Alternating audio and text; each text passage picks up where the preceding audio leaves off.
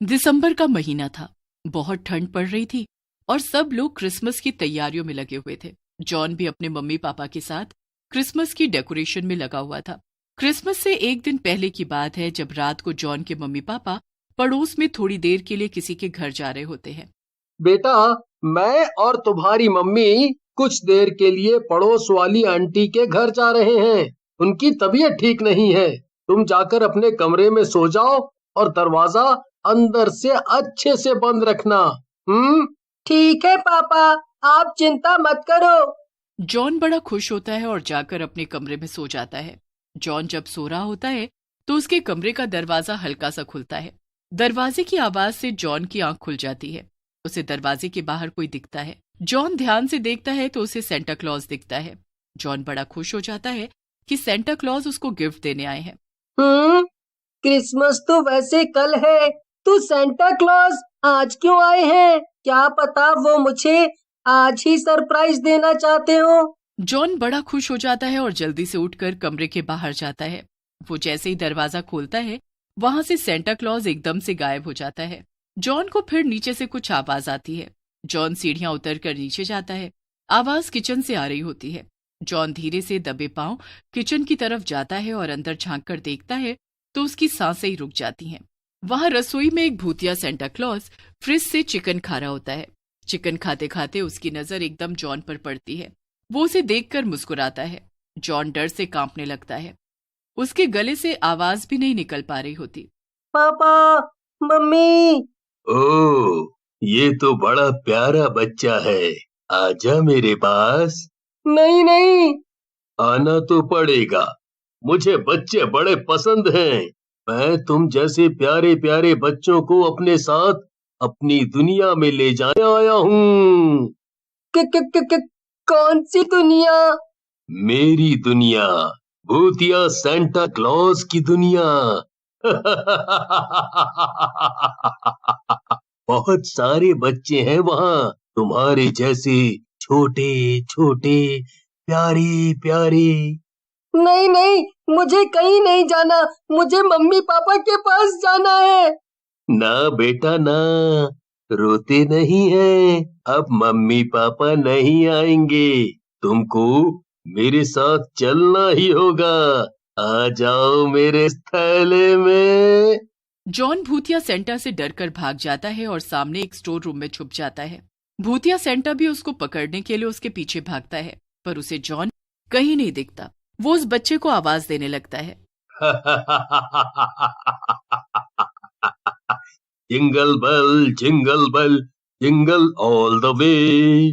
पर उसे जॉन कहीं नहीं दिखता। वो उस बच्चे को आवाज देने लगता है। भूतिया सेंटा के डर से जॉन स्टोर रूम में अंधेरे में एक अलमारी के अंदर छुप जाता है। भूतिया सेंटा जॉन को पूरे घर में ढूंढ लेता है, पर उसे जॉन कहीं भी नहीं दिखता। आखिर कहाँ चला गया ये बच्चा? छुपा तो घर के अंदर ही है। कोई नहीं, मैं भी इसे कहीं से भी ढूंढ निकालूंगा। ये जानता नहीं है मुझे। बहुत कोशिशों के बाद भी जब भूतिया सेंटा को जॉन कहीं नहीं मिलता तो वो हार कर वापस जाने लगता है। पर तभी उसकी नजर स्टोर रूम के हल्के से खुले हुए दरवाजे पर पड़ती है। भूतिया सेंटा ध्यान से अंदर देखता है और फिर उसके चेहरे पर अजीब सी मुस्कुराहट होती है। वो धीरे धीरे उस कमरे की तरफ जाता है। उसके बाद वो दरवाजा खोलता है। जॉन को दरवाजा खुलने की आवाज आती है और उसकी हालत खराब हो जाती है। मुझे पता है तुम यहीं छुपे हो। चलो जल्दी से अच्छे बच्चों की तरह बाहर आ जाओ, वरना। भूतिया सेंटा हर जगह जॉन को ढूंढ लेता है। आखिर में वो अलमारी की तरफ पड़ता है। जॉन को जैसे जैसे भूत के कदमों की आवाज पास आती सुनाई देती है, वैसे वैसे उसके दिल की धड़कन तेज होती जाती है। सेंटा अलमारी के एकदम पास पहुंच जाता है और अलमारी को खोलने लगता है। जैसे ही वो अलमारी को हल्का सा खोलने ही जा रहा होता है, वैसे ही उसे मेन गेट के खुलने की आवाज आती है। सेंटा का ध्यान अलमारी से हटकर बाहर चला जाता है। भूतिया सेंटा बाहर हॉल में जाता है और हॉल से बाहर देखता है तो बाहर दो बच्चे खड़े होते हैं। उनको देखकर सेंटा क्लॉज बड़ा खुश हो जाता है। अरे, मैं तब से एक बच्चा ढूंढ रहा हूँ। और यहाँ तो 2-2 बच्चे आ गए। भूतिया सेंटा दरवाजा खोलता है और सामने खड़े बच्चे उसे देखकर जोर से चिल्लाते हैं। भूतिया सेंटा उन दोनों के मुंह पर हाथ रखता है और उनको घर के अंदर खींच लेता है। पिंकू और चिंटू दोनों उस भूतिया सेंटा के चंगुल में फंस जाते हैं। इतनी देर में जॉन भी अलमारी से निकलकर पीछे की खिड़की से बाहर भाग जाता है। मम्मी पापा बचाओ बचाओ। अरे ये तो जॉन की आवाज है ना, चलो ना चलकर देखते हैं। जॉन के मम्मी पापा बाहर जाकर देखते हैं तो जॉन भागता हुआ उनके पास आ रहा होता है। जॉन को ऐसे देख उसके मम्मी पापा थोड़े घबरा जाते हैं। जॉन दौड़ता हुआ आकर उनसे चिपक जाता है और जोर जोर से रोने लगता है। हाय मेरे बच्चे को क्या हुआ, ये क्यों रो रहा है? जॉन बेटा बताओ ना क्या हुआ। मम्मी वो घर में। कौन वो बेटा, बताओ हमें। जॉन बड़ी हिम्मत करके काफी देर में आकर उनको सब बताता है कि कैसे उनके घर में एक भूतिया सेंटा घूम रहा है और उसने पड़ोस के 2 बच्चे पिंकू और चिंटू को पकड़ लिया है। जॉन की बात सुनकर उसके माता पिता घबरा जाते हैं और जल्दी से घर के अंदर जाते हैं।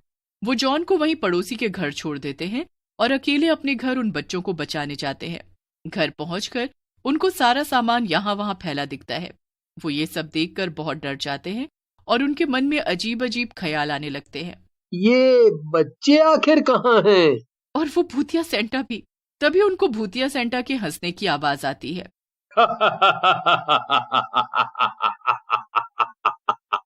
चलो चलो, अब तुम्हारे जाने का वक्त आ गया है।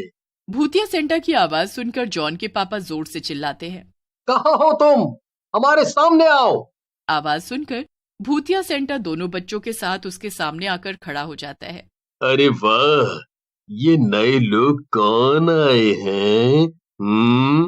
छोड़ दो इन बच्चों को, हम इन बच्चों को बचाने आए हैं और ये हमारा घर है। ये तुमने सोच भी कैसे लिया कि मैं इन बच्चों को छोड़ दूंगा? ये बच्चे तो मेरे साथ ही जाएंगे और अब इन बच्चों के साथ तुम लोग भी मेरे साथ जाओगे। ये कभी नहीं होगा।